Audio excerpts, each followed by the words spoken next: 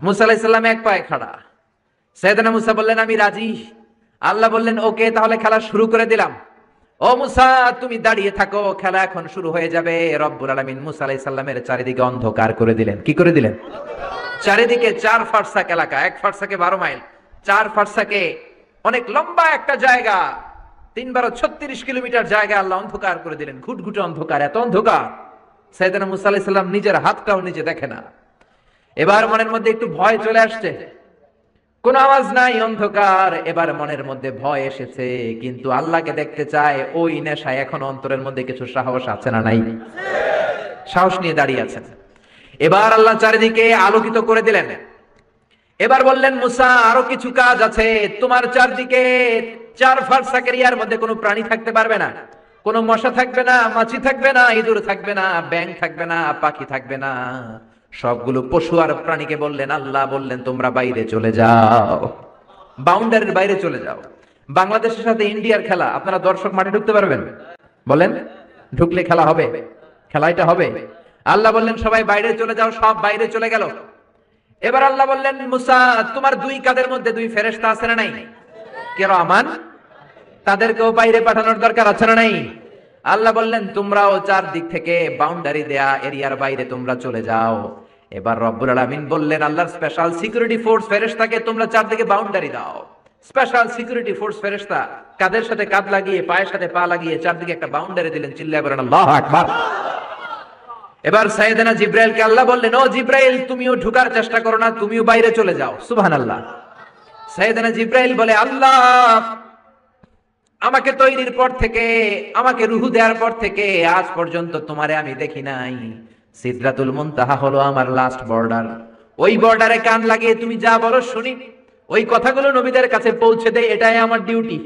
আজ পর্যন্ত আমিও তোমারে দেখি নাই, তোমার নূর এখনো দর্শন লাভ করি নাই, আমিও দেখতে চাই।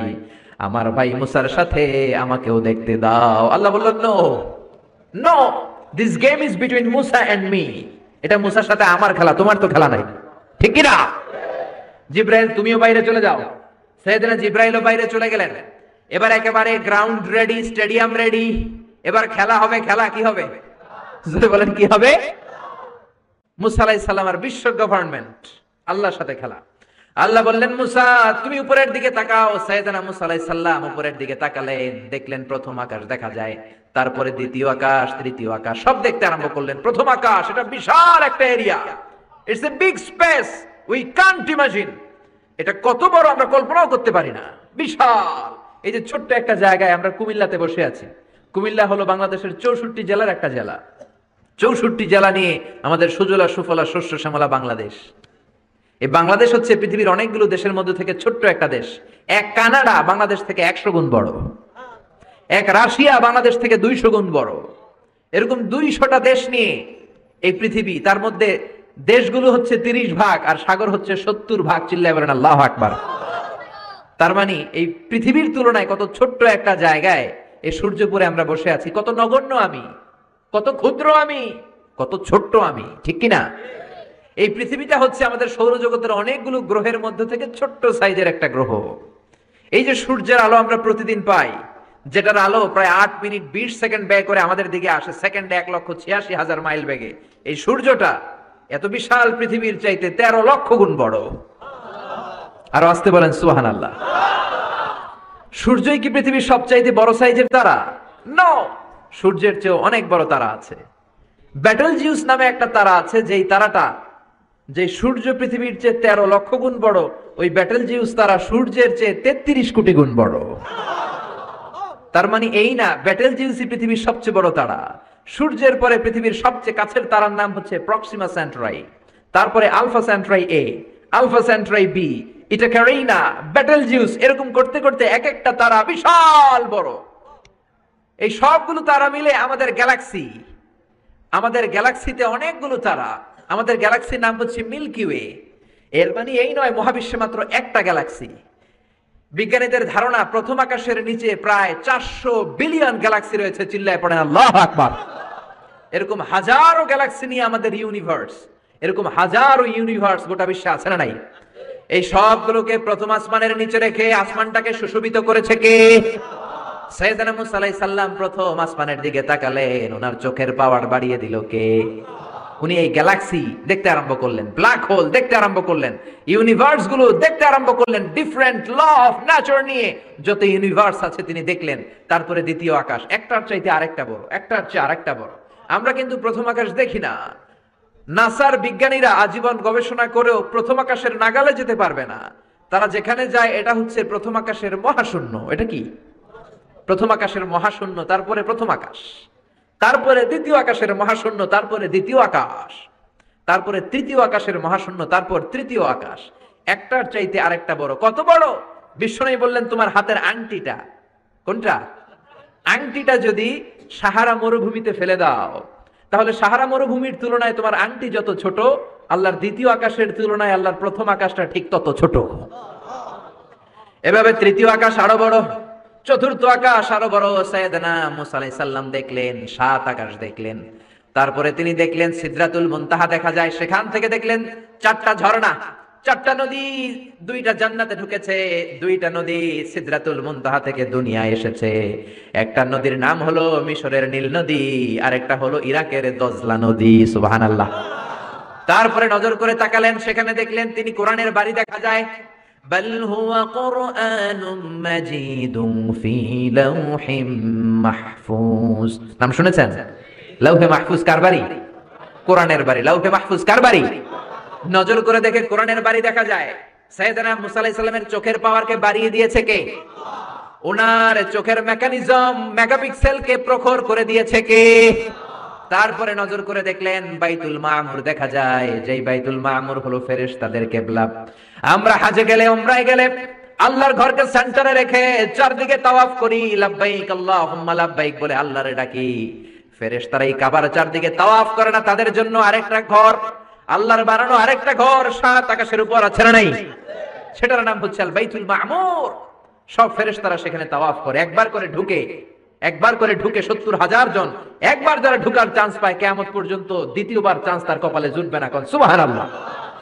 তারপরে তিনি নজর করে দেখলেন আরশ দেখা যায়, কুরসি দেখা যায়। তারপরে নজর করে সাইয়েদনা মুসা আলাইহিস সালাম দেখলেন আল্লাহর 70,000 নূরের পর্দা দেখা যায়। 70,000 নূরের পর্দা দেখা যায়। সেখান থেকে আল্লাহ গায়বী আওয়াজ দিয়ে বললেন, মুসা লাস্ট ডেস্টিনেশনে চলে এসেছো, একেবারে ফাইনাল গেট। এই গেটের পরে আর ফিরে যাওয়ার কোনো জায়গা নাই। শেষবারের মতো জিজ্ঞেস করি, খেলা কি চলবে নাকি থামিয়ে দেব? সাইয়েদনা মুসা বলে চলবে। সাইয়েদনা মুসা বলেন কি চলবে? কি সাহস ওনার, কি শক্তি ওনার, কি মেধা ওনার, কি কিউরিসিটি ওনার, কি অদম্য আগ্রহ ওনার। উনি বললেন খেলা চলবে। এত দূর এসেছি, পিছনে ফিরে তাকানোর মানুষ আমি নই, ঠিক কি না? আল্লাহ বললেন মুসা তাহলে ঠিক আছে, খেলা শুরু হয়ে যাবে, একটু শক্ত হয়ে দাঁড়াও। সুবহানাল্লাহ পড়ে। এই প্রথম আল্লাহ তার নূরের তাজাল্লির ফোকাস পৃথিবীতে ঢেলে দিবেন, এর আগে পড়ে নাই। আল্লাহু আকবার। সাইয়েদনা মুসা আলাইহিস সালাম শক্ত হয়ে দাঁড়ালেন। ফালাম্মা তাজাল্লা রাব্বুহু জাআলাহু দাক্কাও ওয়া খাররা মুসা সাইকা। ফালাম্মা তাজাল্লা রাব্বুহু লিল জাবাল। আল্লাহ বললেন মুসা তবে একটা কথা শুনে রাখো, এত দুর্বল করে তোমাদের বানিয়েছি। ওয়া খলিকাল ইনসানু দাঈফা। মানুষ কি সবল নাকি দুর্বল? সবল না দুর্বল? দুইবার পাতলা পায়খানা হইলে চেহারার দিকে আর তাকানো যায় না, ঠিক কি না? আজকের জান্নাতুন নাইম এপ্রিল বিশ্ব সুন্দরী, 20 বছর পরে বিশ্ব পেতনিও না, ঠিক কি না? অসুস্থ হলে মানুষ দুর্বল হয়ে যায়, বিপদ আসলে মানুষ কাবু হয়ে যায়, বয়সের ভারে মানুষের চামড়াগুলো ঝুলে যায়। মানুষ কি সবল নাকি দুর্বল? জোরে বলেন, সবল নাকি দুর্বল? ও মুসা শক্ত হয়ে দাঁড়াও। 70,000 নূরের পর্দার সবগুলো দেখাবো না, কতটুকু দেখাবে? মুফাসসিরিন ইকরাম hayran হয়ে গিয়েছেন, কি বলবেন এই তাফসীরের ব্যাখ্যায়। কেউ কেউ বলেছেন আল্লাহ তাআলা 70,000 নূরের পর্দার সবগুলো উঠায়নি। 70,000 নূরের পর্দার সবচেয়ে সামনের ছোট্ট যে পর্দাটা, তার সামান্য একটু উঠিয়েছেন। ফালাম্মা তাজাল্লা রাব্বুহু। কতটুকু তাজাল্লি দিয়েছেন নূরের তাজাল্লি? কোন কোন মুফাসসিরিন ইকরাম বলেছেন একটা গরুর নাকের ছিদ্র যতটুকু ততটুকু। কোন কোন মুফাসসির বলেছেন না না, এটা তো অনেক বেশি। মিসলা উনমুলাতিল খিনসার।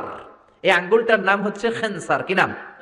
এটার নাম ইবহাম, এটার নাম সাব্বাবা, এটা ওয়ুস্তা, এটা বিংসার, এটা খিনসার।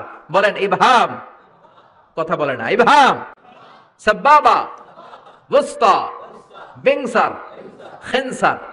এই 5টা হাতের আঙ্গুলের আরবি নাম শিখে গেলেন। এই যে মিসলা উনমুলাতিল খেনসার, ছোট্ট আঙ্গুলের সামনে যতটুকু জায়গা, এতটুকু জায়গা আল্লাহ প্রথম পর্দাটার ফোকাস দিয়েছেন। কেউ কেউ বলে না এত বেশি নয়, একটা সুইয়ের পেছনে সুতা ঢুকানোর জন্য যতটুকু জায়গা দরকার ততটুকু নূরের ফোকাস দিয়েছে। ফালাম্মা তাজাল্লা রাব্বুহু জাআলাহু দাক্কা ওয়া খাররা মূসা সাইকা। আল্লাহ বললেন, মুসা তোমাকে দুর্বল করে বানিয়েছি, তোমার উপরে যদি নূরের ফোকাস দেই তোমারে খুঁজে পাওয়া যাবে না। আমি দেব তুর পাহাড়ের উপর। কিসের উপর? জোরে বলেন কিসের উপর? এই তুর পাহাড়ের উপরে আমি উঠেছি 2 বার। ফেরাউনের লাশটাকে দেখেছি আমি একবার। পুরো লাশটাকে আল্লাহ শুটকি বানিয়ে রেখেছেন। শুটকি, এরকম টেবিলের উপর শোয়া শুটকি। মিশরের জাতীয় জাদুঘর হচ্ছে মিশরের রাজধানী কায়রোতে, ন্যাশনাল মিউজিয়াম।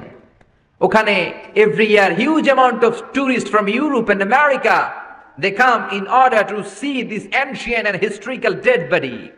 এই ঐতিহাসিক ডেড বডিটা দেখার জন্য হাজার হাজার ইউরোপিয়ানরা আসে। এই মিউজিয়ামে জাদুঘরে ঢুকতে লাগে 100 পাউন্ড, আর এই লাশের ঘরে ঢুকতে আরো 100 পাউন্ড। মোট কয়শো পাউন্ড?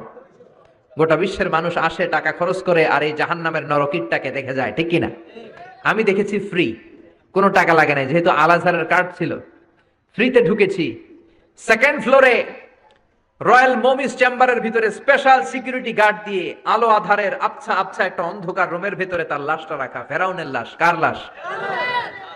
তার লাশ ছাড়াও আরো অনেকগুলো লাশ সেখানে আছে, কিন্তু বাকিগুলো রাখতে -35 থেকে 40 ডিগ্রি নন ফ্রস্ট। যারা বুঝেন, যারা ফ্রিজ ইউজ করেন, কিছু আছে নন ফ্রস্ট, শুধু বরফ হবে, যে জিনিসটা মাছ রাখলে মাছটা বরফ হবে কিন্তু আশেপাশে আইস জমবে না, এটার বলে non frost. Non frost 35 to 40 degree সেলসিয়াসে অন্য লাশগুলো রাখতে হয়, কিন্তু ফেরাউনের লাশটা -0 ডিগ্রিতে কিয়ামত পর্যন্ত সঠিক এবং শুদ্ধ এবং চমৎকার থেকে যাবে। চিল্লায়ে বলেন আল্লাহু আকবার। কারণ ফেরাউনের লাশটাকে সংরক্ষণের দায়িত্ব নিয়েছে কে? এই তুর পাহাড়ে আমরা উঠেছি মধ্যরাতে, কারণ বাংলাদেশের পাহাড়গুলো মাটির পাহাড়। আপনি খাগড়াছড়িতে যান, আপনি বান্দরবান যান, আপনি ময়মনসিংহের গারো পাহাড়ে যান, আমাদের পাহাড় কি মাটির না পাথরের? আর সৌদি আরব মিশরের পাহাড়গুলো কি মাটির না পাথরের? পাথরের। পাথরের পাহাড়ে যখন সানশাইন, সূর্যের আলো লাগে, 2-3 ঘন্টায় সূর্যের তাপে পাথরগুলো গরম হয়ে যায়। এজন্য আমরা মাঝরাতে উঠলাম, 120 জন। আমরাও যাচ্ছি, ইহুদিরাও যাচ্ছে, খ্রিস্টানরাও যাচ্ছে। মিশরে যাওয়ার আগে আমি জিউস কমিউনিটি দেখি নাই, ইহুদি দেখি নাই, ওই প্রথম ইহুদি দেখলাম। একসাথে উঠলাম। আমার জীবনে এত কষ্ট আমি এর আগে করি নাই, যে কষ্ট আমার হয়েছিল তুর পাহাড়ে উঠতে। ব্যাকপ্যাক ছিল, ব্যাকপ্যাক, প্রত্যেকের পিঠে একটা করে ব্যাগ, সেখানে ড্রিঙ্কস ছিল, পানি ছিল, টিস্যু ছিল, এগুলো নিয়ে আমরা উঠলাম। উঠতে উঠতে ফজরের সময় হয়ে গেল। দেখলাম সেই জায়গাটা, যেই জায়গায় আল্লাহ নূরের তাজাল্লি দিয়ে ওনার প্রিয় নবী মুসা আলাইহিস সালামকে বেহুশ করে পাহাড়ের উপরে ফ্ল্যাট করে ফেলে দিয়েছিলেন। চিল্লায়ে পড়েন আল্লাহু আকবার। ফজরের সময় আমরা মসজিদে ঢুকলাম। ইহুদিরা ঢুকলো সিনাগগ, তাদের সিনাগগে, আর খ্রিস্টানদের জন্য ছোট্ট একটা চার্চ। চার্চ বুঝেন তো? গির্জা। গির্জায় যে ওরা প্রার্থনা করবে। ইহুদিরা ঢুকে সিনাগগে। সিনাগগে ঢুকলো, আমরা ঢুকলাম আমাদের ছোট্ট একটা মসজিদে। আমরা ফজরের সালাত আদায় করলাম। দেখলাম সিলসিলাতুল জিবাল, তুরে সাইনার মাউন্টেন রেঞ্জ, যেটা এখান থেকে প্যালেস্টাইনে ঢুকে গিয়েছে, সৌদি আরবে, সিরিয়াতে ঢুকে গিয়েছে। পুরো পাহাড়টা আল্লাহর নূরের তাজাল্লির কারণে লালো, খয়েরি আর কালো আকার ধারণ করেছে। চিল্লায়ে পড়েন আল্লাহু আকবার। এজন্য আল্লাহ বললেন, ফালাম্মা তাজাল্লা রাব্বুহু জাআলাহু দাক্কা ওয়া খাররা মূসা সাইকা। রব্বুল আলামিন বললেন, মুসা শেষবারের মতো বলছি, এখনো সময় আছে, তুমি যদি বলো খেলা বন্ধ করে দিব, আর যদি বলো তাহলে চালিয়ে নিব। মুসা বলে চলবে। কি বলে? চলবে। আল্লাহ খেলা চালালেন, নূরের ফোকাস দিলেন। মুসা আলাইহিস সালামের গায়ের উপরে দেয় না, দিছে তুর পাহাড়ে। কোথায়? 1 ঘন্টার জন্য দিয়েছেন? আধা ঘন্টা? 10 মিনিট? 1 মিনিট? 1 সেকেন্ড? 1 সেকেন্ডও দেয় না। তো হুজুর 1 সেকেন্ড দেয় নাই তো কি দিছে? 1 সেকেন্ডকে অনেক ভাগে ভাগ করলে হয় 1 মাইক্রো সেকেন্ড। 1 মাইক্রো সেকেন্ডকে অনেক ভাগে ভাগ করলে হয় 1 ন্যানো সেকেন্ড। 1 ন্যানো সেকেন্ডেরও 1000 ভাগের 1 ভাগ নূরের ফোকাস আল্লাহ তুর পাহাড়ের মধ্যে দেওয়ার সাথে সাথেই পৃথিবীর সবচাইতে শক্তিধর পয়গাম্বর ওই 1 সেকেন্ডের 1000 ভাগের অল্প সময়ের মধ্যে বেহুশ হয়ে পাহাড়ের উপরে পড়ে যায়। আল্লাহ নূরের ফোকাস দিলেন। মুসা আলাইহিস সালাম কিছুই দেখেন নাই, কি যেন একটা দেখলেন। কেমন দেখলেন? অনুভূতিটা কেমন ছিল বলার মতো কোনো পরিবেশ নাই, ঠিক কিনা? এর মানে হচ্ছে আল্লাহর দেখা যায় না। দেখা যায়? জোরে বলেন। এই লম্বা ঘটনা বলার, ব্যাকগ্রাউন্ড বলার উদ্দেশ্য হচ্ছে, ওয়াইদা সাআলাকা ইবাদি আন্নি ও নবী, সবাই যখন আপনারা জিজ্ঞেস করবে আপনি আল্লাহর দাওয়াত দেন, তাওহীদের দাওয়াত দেন, কই সেই আল্লাহ? আপনি বলেন ফা ইন্নী কারীব, আমি কাছে না দূরে? আরো জোরে বলেন আল্লাহ কাছে না দূরে? আকরাবু ইলাইহি মিন হাবলিল ওয়ারিদ। এই যে আমাদের কণ্ঠনালীর রগ, আমাদের সাহারগ, আমাদের ঘাড়ের রগ, এই রগটা কেটে দিলে মানুষ মরে যায়, ঠিক কিনা? এই ঘাড়ের রগের চেয়েও আল্লাহ বেশি কাছে, চিল্লা বলেন ঠিক কিনা? এজন্য সে আল্লাহর কাছে চাওয়ার দরকার আছে না নাই? আল্লাহ বললেন গোলাম, ওয়াইদা, তুমি যখন ডাকতে শুরু করে দাও, ওয়াইদা সাআলাকা ইবাদি আন্নী ফাইন্নী করিব উজিবু দাওয়াতাদ দাঈ ইযা দাআন। আমার বান্দারা যখন আমাকে ডাকতে শুরু করে দেয়, আমি আমার বান্দার ডাকে সাড়া দেই। সুবহানাল্লাহ। ডাকলে সাড়া দেয় কে? কেউ যেটা দেয় না সেটা দেয় কে? কেউ যেটা শোনে না সেটা শুনে কে? কেউ যেটা বুঝে না সেটা বুঝে কে? এজন্য আল্লাহ বললেন গোলাম আমার কাছে চাও, আমার কাছে দোয়া করো, আমার কাছে কাঁদো, আমার কাছে রোনাজারি করো, আমার কাছে প্রার্থনা করো। চাওয়ার মতো চাইলে যা যা চাইবা সব দিতে পারে কে? এজন্য দোয়া করতে হবে বেশি বেশি, আল্লাহর কাছে চাইতে হবে বেশি বেশি, কারণ দোয়া হচ্ছে ইবাদতের মগজ। শুনতেছেন? কষ্ট হচ্ছে না তো? আর দোয়া ও মুখুল ইবাদা, দোয়া হচ্ছে ইবাদতের সারাংশ, জিস্ট। আপনি নামাজ পড়লেন, রোজা রাখলেন, হজ করলেন, যাকাত দিলেন, জিকির করলেন, কিন্তু দোয়া করলেন না, আপনি কিছুই করলেন না, ঠিক কি না? এজন্য দোয়া করার দরকার আছে না নাই? এজন্য আল্লাহ বললেন প্রত্যেক নামাজের শুরুতে দোয়া করবা। সূরাতুল ফাতিহার একটা নাম সূরাতুদ দুআ, আছে না নাই? সূরাতুল ফাতিহার নাম হচ্ছে সূরাতুদ দুআ, মানে প্রার্থনার সূরা। এজন্য আমরা সূরাতুল ফাতিহায় সবাই পড়েন ইহদিনাস সিরাতাল মুস্তাকিম, ও আল্লাহ আমাদেরকে সিরাতুল মুস্তাকিমের পথ দেখান। পড়েন আমিন। আরবিতে বলে আশ-শামস, সূর্যকে আরবিতে কি বলে? আশ-শামস নামে সূরা আছে না নাই? ওয়াশ-শামসি ওয়া দুহাহা আছে না নাই? কি সুন্দর কোরআন, আল্লাহু আকবার। মানুষের নামে সূরা, সূরাতু মুহাম্মদ, সূরাতু নূহ, প্রাণীর নামে সূরা। দেখেন সবচেয়ে বড় সাইজের যে প্রাণীটা, ওই প্রাণীর নামে আল্লাহ একটা সূরা দিলেন। আবার সবচেয়ে ছোট্ট সাইজের যে প্রাণী, ওইটার নামেও একটা সূরা দিলেন। সবচেয়ে বড় সাইজের প্রাণীর নাম কি? হাতি, সূরাতুল ফিল, আছে না নাই? সবচেয়ে ছোট্ট সাইজের প্রাণী পিঁপড়া, পিঁপড়ার নামে সূরা আছে না নাই? সূরাতু আন-নামাল। এরপর মাকড়সার 8 পা, মাকড়সার নামে আছে না নাই? সূরাতু আল-আনকাবুত। মৌমাছি, মৌমাছির নামে আছে না নাই? সূরাতু আন-নাহাল। নারীদের নামে আছে না নাই? নারীদেরকে আমরা পছন্দ করি বেশি, ঠিক কিনা? বিশ্বনবী পছন্দ করতেন, নারীদের মর্যাদা বেশি, মায়ের মর্যাদা 3 গুণ বেশি বাবার চেয়ে। এজন্য দেশের ক্ষমতায় আমরা নারীদেরকে বসাই দিছি।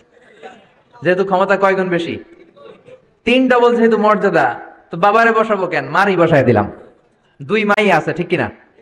এই স্বাধীনতার পর থেকে এই 2 মা, আল্লাহ করে মা দিছে কয়টা? জোরে বলেন। এই 2 মা যদি একটু আদর সোহাগ দিয়ে আমাদেরকে রাখতো, তাহলে বাংলাদেশটা সিঙ্গাপুর হয়ে যেত। চিল্লা এখন, ঠিক কিনা? সিঙ্গাপুরে আমি ছিলাম কিছুদিন, আমার প্রোগ্রাম ছিল। এবছর গিয়েছিলাম ব্যাংককে, থাইল্যান্ড। তো ওদের দেশের একটা নিয়ম আছে, সেটা হচ্ছে ম্যারিটোক্রেসি। দেশের সব নিয়োগগুলো মেরিটের ভিত্তিতে হবে, যোগ্যতার ভিত্তিতে, চাচা খালুর টেলিফোনে নয়। কিন্তু আমাদের দেশে মামা খালুর ফোনে চাকরি আছে না নাই? সিঙ্গাপুরে নাই। এই সিঙ্গাপুরটা গোটা বিশ্বে পরিচিত ছিল জেলে পাড়া হিসেবে। জেলে পাড়া, মাছ ধরতো, কি ধরতো? যেই এলাকাটা মাছ ধরে খেত, এই এলাকাটা এখন গোটা বিশ্বের উন্নত ডেভেলপড কান্ট্রি, দ্য ফার্স্ট ওয়ার্ল্ডের একটা অন্যতম দেশ। চিল্লায় বলেন ঠিক কিনা? গোটা বিশ্বের মানুষগুলো ট্যুরিজমের জন্য সেখানে যায়। চমৎকার চমৎকার টুরিস্ট অ্যাট্রাকশন তারা সেখানে করে রেখেছে। ওদের ছোট্ট একটা দেশ, একটা শহর নিয়ে একটা দেশ। আমাদের এতগুলো জেলা, 64টা জেলা, ওদের এতগুলো জেলা নাই, একটা মাত্র জেলা। ওই জেলার নামেই শহর, জেলাটার নাম সিঙ্গাপুর। মূলত এটা এসেছে ইন্ডিয়ান শব্দ সিংহপুর থেকে। আগে ওখানে সিংহ থাকতো, সিংহপুর থেকে সিঙ্গাপুর। যেহেতু জায়গা কম, সেহেতু তারা 3টা সিঙ্গাপুর বানিয়েছে, উপরে একটা, মাটির নিচে আরো 2টা। আপনি মাটির নিচে গেলে অবাক হয়ে যাবেন, মাটির নিচে আরো 2 সিঙ্গাপুর। সব ট্রেনগুলো, সব গাড়িগুলো মাটির নিচ দিয়ে চলে, উপরেও কিছু আছে। তো বাংলাদেশে এরকম হতে পারতো যদি আমরা ভালো ভালো নেতা পেতাম। জোরে বলেন ঠিক কিনা? আমরা স্বাধীনতা পেয়েছি, কিন্তু স্বাধীনতার মজা আমরা পাই নাই। 71-এ আমাদের উপর জুলুম করেছে পাক হানাদার বাহিনী, আর 71-এর পর আমাদের উপর জুলুম করছে আমাদের ভোট দেয়া নেতারাই। চিল্লায় বলেন ঠিক কিনা? এজন্য নেতা বানানোর সময় বুঝে শুনে বানানোর দরকার আছে না নাই? যারা কোরআন পছন্দ করে, ইসলাম পছন্দ করে, আমরা তাদের সাথে আছি না নাই? আপনি কোরআন নিয়ে যদি রিসার্চ করেন অবাক হয়ে যাবেন। মানুষের নামে আল্লাহ সূরা দিলেন, প্রাণীর নামে সূরা দিলেন, চাঁদের নামে সূরা দিলেন, সূর্যের নামে সূরা দিলেন, কি অবাক করা কাণ্ড। আবার এই চাঁদকে বিশ্বনবী দুই ভাগ করেছিলেন, সেটাও কোরআনে আছে না নাই? ইকতারাবাতিস সাআতু ওয়ানশাক্কাল কামার ওয়া ইয়ারাউ আয়াতান ইউরিদু ইয়াকুলু সিহরুম মুস্তামির। বিশ্বনবী আঙ্গুলের ইশারায় চাঁদকে দুভাগ করেছিলেন। মক্কার কুরাইশরা এসে বলল, আব্দুল্লাহর বেটা মুহাম্মদ, তুমি যদি আকাশের পূর্ণিমার জলজলে চাঁদকে দুই ভাগ করে দেখাতে পারো তাহলে বিশ্বাস করব যে তুমি নবী, আর যদি দেখাতে না পারো তাহলে তুমি নবী নও। বিশ্বনবী গ্রিন সিগন্যালের জন্য উপরে তাকালেন, কারণ বিশ্বনবী মন গড়া কিছু বলতেন না, উপর থেকে সিগন্যাল আসলে তারপরেই বলতেন। চিল্লায় বলেন ঠিক কিনা? বিশ্বনবী গ্রিন সিগন্যাল পেলেন, বিশ্বনবী বললেন অবশ্যই আমি দেখাতে পারবো। শাহাদাত আঙ্গুলি বলি আমরা এটাকে, কিন্তু আরবিতে এটাকে বলা হয় আস-সাব্বাবা। এই সাব্বাবা তুলে উনি বিসমিল্লাহি আল্লাহু আকবার এরকম করলেন, পূর্ণিমার চাঁদটাকে ফেটে দুই ভাগ করে দিল কে? একটা চলে গেল জাবালে আবু কুবাইস, সাফা পাহাড়ের উপরে যে অংশটা। জাবালে আবু কুবাইস আউয়ালু জাবাল ফিল আলাম, পৃথিবীর প্রথম পাহাড়। এই পাহাড় থেকে অন্যান্য মাউন্টেন রেঞ্জ, এই যে আলাস্কা পর্বতমালা, তারপর মাউন্ট এভারেস্ট, আল্পস পর্বতমালা, তারপর তুরের সাইনা, এই যে সিলসিলাতুল জিবাল, এই সব পাহাড়ি রেঞ্জগুলো এই আবু কুবাইস থেকে গোটা বিশ্বে ছড়িয়ে দিয়েছে কে? চাঁদের এক খণ্ড চলে গেল আবু কুবাইসে, আরেক খণ্ড চলে গেল জাবাল কাআনের ভেতরে। মক্কার লোকেরা দেখে তো অবাক, কি আজীব তামাশা, চাঁদকে দুই ভাগ করে ফেললো, আবার এই চাঁদকে মিলিয়ে দিল। বিশ্বনবীর এই চমৎকার মুজিজা দেখে হাজার হাজার মক্কার লোকেরা কালিমা পড়ে মুসলমান হয়ে গেল। এই চাঁদের মধ্যে প্রথমে নেমেছিল নীল আর্মস্ট্রং। কি নাম? মহাকাশে যাওয়ার আগে তার আগে কুকুর পাঠিয়েছিল একটা, নাম হচ্ছে কি? লাইকা। লাইকা নামে একটা কুকুর পাঠিয়েছে, যে মরলে আগে কুত্তায় মরুক, আমরা বেঁচে থাকি, ঠিক কিনা? নাসার বিজ্ঞানীরা আগে কুকুর পাঠিয়েছে, পাঠানোর পরে দেখেন আসে বেঁচে থাকে না, কারণ আপনি মাধ্যাকর্ষণ শক্তির বাইরে গেলে ওখানে কোনো বাতাস নাই, ওখানে কোনো আওয়াজ নাই, ওখানে কোনো অক্সিজেন নাই, বাঁচার পরিবেশও নাই। চিল্লায় বলেন ঠিক কিনা? তারপর গেল ভ্যালেন্টিনা তেরেস্কোভা, প্রথম নভোচারী। এদের সাহসের এই ধারাবাহিকতায় 1969-এ অ্যাপোলো 11 নামে একটা স্পেস শাটল দিয়ে নাসার সেই স্টেশন থেকে নীল আর্মস্ট্রং, এডউইন অলড্রিন আর মাইকেল কলিন্স তিন বন্ধু মিলে একটা স্পেস শাটল দিয়ে চলে গেল চাঁদে। চাঁদে তারা নামলো, দীর্ঘ সফর, প্রচন্ড ক্ষুধা, খাওয়ার কিছু নাই, পকেটে ছিল চকলেট, চকলেট তারা খেলো। ইউনাইটেড স্টেটস অফ আমেরিকার পতাকা তারা সেখানে গেড়ে দিল। নীল আর্মস্ট্রং খেয়াল করে দেখে চাঁদের এই মাথা থেকে ওই মাথার মাঝখানটাতে ফাটা। ফাটিয়েছে কে? চিল্লায় বলেন কে? সে পরবর্তীতে পৃথিবীতে এসে বিশ্বনবীর বায়োগ্রাফি পড়ে জানতে পেরেছে এটা বিশ্বনবী আঙ্গুলের ইশারায় ফাটিয়েছিলেন। পড়েন আল্লাহু আকবার। আবার চাঁদের মধ্যে সে একটা মিউজিক শুনতে পেল। কি শুনতে পেল? চমৎকার একটা মিউজিক, কিন্তু পৃথিবীতে এসে কোথাও এই মিউজিক সে পায় না, কোথাও এই মিউজিকের ক্যাসেট অ্যালবাম খুঁজে পায় না। পরে আমেরিকার একটা প্রেয়ার হলের পাশ দিয়ে সে হেঁটে যাচ্ছে, হঠাৎ দেখে ওই মসজিদের ভেতর থেকে ওই মিউজিকটা বাজে যেটা সে চাঁদে শুনেছে। মসজিদে ঢুকে দেখে একজন লোক কানের মধ্যে দুই হাত দিয়ে এই মিউজিকটা বাজায়। আসলে এটা কি মিউজিক না আজান? চিল্লায় বলেন মিউজিক না আজান? সে ভিতরে ঢুকে মুয়াজ্জিনরে বলে, তুমি এত বড় সিঙ্গার, এত বড় মিউজিশিয়ান, তোমার গান, তোমার মিউজিক চাঁদেও বাজে, কি এটা? সে বলল, এটা গান নয়, এটা মিউজিক নয়, এটা হচ্ছে আজান। চিল্লায় বলেন ঠিক কিনা? সে আজানের ধ্বনি আজও আছে না নাই? কিন্তু এক দলের আজানের ধ্বনি ভালো লাগে না, এরকমও আছে না নাই? কোরআন ভাল লাগে না, আছে না নাই? ইসলাম ভাল লাগে না, আছে না নাই? বিশ্বনবীকে গালি দেয়, এরকম আছে না নাই? বিশ্বনবী গোটা বিশ্বকে শিখিয়েছে সভ্যতা, সংস্কৃতি, সিভিলাইজেশন। এই মহান মানুষটিকে যারা গালি দেয় এরা মানুষ নয়, এরা পশু, এরা পিতৃ পরিচয়হীন জারদ সন্তান। চিল্লায় বলেন ঠিক কিনা? আপনি ব্রিটিশ মিউজিয়ামে যদি ঢুকেন দেখবেন সাদা পাথরের ফলকে লেখা, as a father, as a teacher, as a lawgiver, as a lawmaker, as a reformer of the society, Muhammad is the superman of the world. চিল্লায় বলেন আল্লাহু আকবার। স্বামী হিসেবে, পিতা হিসেবে, নেতা হিসেবে, সমাজ সংস্কারক হিসেবে মুহাম্মদ হচ্ছে এই পৃথিবীর একজন সুপারম্যান। এজন্য বিশ্বনবীকে যারা গালি দেয় এরা মানুষের কাতারে পড়তে পারে না। চিল্লায় বলেন ঠিক কিনা? আল্লাহ এদেরকে হেদায়েত দান করুক। আমরা পড়ি আমিন, আর জোরে পড়েন আমিন। আমরা শুরুতেই 3টা তাকবীর দিব, তাকবীর দিয়ে আমরা সংক্ষিপ্ত আলোচনা শুরু করে দিব। পড়েন ইনশাআল্লাহ। আমরা 3টা তাকবীর দেই, আসেন ভাগাভাগি করে দেই। শুরুতে দিবেন যারা বিবাহিত আছেন তারা, তারপর দিবেন যারা অবিবাহিত আছেন তারা, তারপরে দিবেন সবাই মিলে। রাগ করতেছেন? দেয়া যাবে না? বিবাহিত কারা কারা আসছেন দেখি? মাশাআল্লাহ, অনেক বিবাহিত, আলহামদুলিল্লাহ। হাত নামান। অবিবাহিত কারা দেখি? তারা তো সংখ্যায় আরো বেশি, মাশাআল্লাহ। ঠিক আছে, ঠিক আছে। শুরুতে বিবাহিতরা তাকবীর দিবে, আমি পড়বো লিল্লাহি তাকবীর, বিবাহিতরা পড়বে আল্লাহু আকবার। শুরুতে বিবাহিতরা রেডি তো? গলা ফাটিয়ে তাকবীর দেওয়া যাবে? শুরুতে বিবাহিতরা দেন লিল্লাহি তাকবীর। মাশাআল্লাহ, অনেক আওয়াজ হয়েছে। এবার অবিবাহিতদের পালা। অবিবাহিতরা রেডি? বিবাহিতদেরকে হারায় দেওয়া যাবে? ইনশাআল্লাহ বলবা না?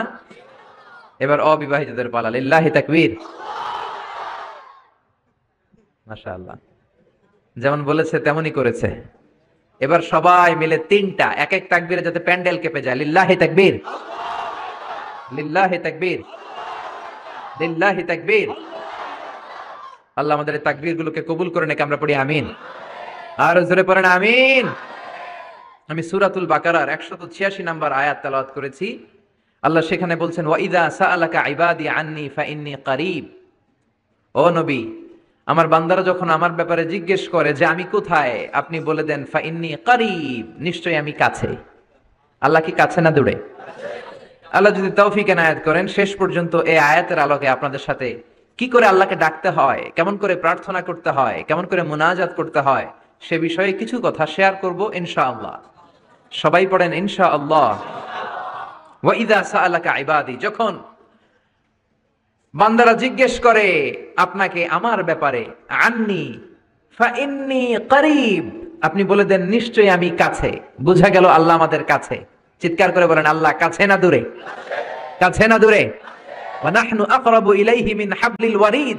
আল্লাহ বলছেন হাবলুল ওয়ারিদ, তোমার ঘাড়ের যে রগ আছে এই রগের চেয়েও বেশি কাছে। তুমি তোমার যত কাছে তোমার রব তার চাইতেও তোমার বেশি কাছে, ঠিক কি না? এখন এই যে হুজুর আমার কাছে, হুজুরকে দেখা যায় কি যায় না? উনি আমার কাছে, দেখা যায় কি যায় না? আল্লাহ বললেন আমি তোমাদের কাছে, কিন্তু আল্লাহকে কি দেখা যায়? জোরে বলেন। এখন কাছে হলে তো দেখা যাওয়া উচিত ছিল, ঠিক কি না? কিন্তু আল্লাহকে দেখা যায় না। দেখা যায়? কেউ দেখেছেন? পিছনের কেউ দেখেছেন? কেউ আমরা দেখি নাই। লা তুদরিকুহুল আবসার ওয়া হুয়া ইউদরিকুল আবসার ওয়া হুয়াল লাতীফুল খাবীর। তাকে দেখা যায় না, তাকে ধরা যায় না, তাকে ছোঁয়া যায় না, তাকে না দেখে বিশ্বাস করে নিতে হয়। চিল্লায় বলেন ঠিক কি না? কেমন করে আপনি তাকে দেখবেন? আপনি তো নিজেকেই দেখেন নাই। আপনি কি আপনার নিজেকে দেখেছেন? আচ্ছা বলেন তো, আপনি কি আপনার চোখ দেখেন আয়নার সাহায্য ছাড়া? এই যে আমি এখন বসে আছি, আমি কি আমার চোখ দেখতে পাই আয়না ছাড়া? আপনারা আমার চোখ দেখতে পান, আমি আপনার চোখ দেখতে পাই, কিন্তু আমরা কি আমাদের চোখ দেখতে পাই? আমরা কি আমাদের পিঠ দেখতে পাই? আয়নার সাহায্য ছাড়া কি পিঠ দেখেছেন? আয়নার সাহায্য নিয়েও তো পিঠ দেখা অনেক কঠিন, ঠিক কিনা? তো আপনি নিজেকেই দেখেন নাই ঠিক মতো, আর নিজের স্রষ্টাকে দুনিয়াতে বসেই দেখতে চান, এটা অসম্ভব। পৃথিবীতে বসে আল্লাহকে দেখা যায় না। আল্লাহকে দেখতে হলে জান্নাতে যাওয়ার দরকার আছে না নাই? এজন্য রব্বুল আলামিন বলেন, গোলাম আমারে দেখা যায় না, আমারে না দেখে বিশ্বাস করতে হয়, কিন্তু দেখা না গেলেও আমি কাছে না দূরে? কাছে না দূরে? নবীদের মধ্যে সবচাইতে জবরদস্ত পয়গম্বর ছিলেন মুসা আলাইহিস সালাম। বড় মেজাজওয়ালা নবী, রেগে যেতেন খুব বেশি। থাপ্পড় মেরে একবার ফেরাউনের বাবুর্চিকে মেরে ফেলেছিলেন। অনেক শক্তি আল্লাহ তাআলা তাকে গায়ে দিয়েছিল। তিনি একবার আল্লাহকে আবদার করে বসলেন, রব্বি আরিনি আনজুর ইলাইক। আল্লাহ আপনি বলেছেন আপনারা দেখা যায় না, কিন্তু আমি দেখতে চাই। আমি কি করতে চাই? জোরে বলেন। আল্লাহ বললেন, লান তারানি, never you can see me, never you can see me. তুমি আমাকে দেখতে পাবে না, কারণ আমাকে দেখা যায় না। সাইয়েদনা মুসা বললেন আমি দেখতে চাই। আল্লাহ বললেন দেখা যায় না। মুসা বলে দেখতে চাই। আল্লাহ বললেন দেখা যায় না। মুসা আলাইহিস সালাম বললেন, কথা বলেন না কেন? আল্লাহ বললেন, মুসা বললেন, আল্লাহ বললেন। মুসা বলে দেখতে চায়, আল্লাহ বলে দেখা যায় না। কিন্তু সাইয়েদনা মুসা আলাইহিস সালাম ছেড়ে দেবার পাত্র নয়, হেরে যাবার পাত্র নয়, পিছু হটার পাত্র নয়। মনে যেটা উঠেছে আদায় করার পাত্র হলো মুসা, ঠিক কি না? উনি বললেন, রব্বি আরিনি আনজুর ইলাইক। আল্লাহ আপনি আমারে দেখা দেন, আমি দেখতে চাই। আল্লাহ বললেন, লান তারানি, never you can see me. ওরে মুসা, এই বায়না ধরো না, আমারে তো দেখা যায় না। এই পৃথিবীর চামড়ার চক্ষু দিয়ে আমাকে দেখা যাবে না। মুসা বললেন আমি দেখেই ছাড়বো। আল্লাহ বুঝাতে পারেন না, মুসাও ছাড়েন না। অবশেষে নবীর আবদার রব্বুল আলামিন শুনতে রাজি হলেন। আল্লাহ বললেন, মুসা আগামীকাল অমুক সময়ে গোসল করে ওযু করে তুর পাহাড়ে চলে আসবা। তুমি যখন দেখতেই চাও আগামীকাল তুর পাহাড়ে চলে এসো। সাইয়েদনা মুসা আলাইহিস সালাম তুর পাহাড়ে চলে এসেছেন, কারণ উনার ফিলিংস আমাদের ফিলিংস একরকম নয়। আমরা কি আল্লাহর কথা শুনি? জোরে বলেন। কিন্তু ওয়া কাল্লামাল্লাহু মুসা তাকলিমা। উনি আল্লাহর কথা শুনতেন। তো উনার চিন্তা হচ্ছে যার কথাটা এত সুন্দর, না জানি উনি দেখতে কত। সুবহানাল্লাহ পড়বেন না? আল্লাহ বললেন, মুসা আগামীকাল আসো, তুর পাহাড়ে আসো। সাইয়েদনা মুসা আলাইহিস সালাম তুর পাহাড়ের উপর চলে গেলেন। আল্লাহ বললেন, মুসা এটা যেন তেন কোনো খেলা না।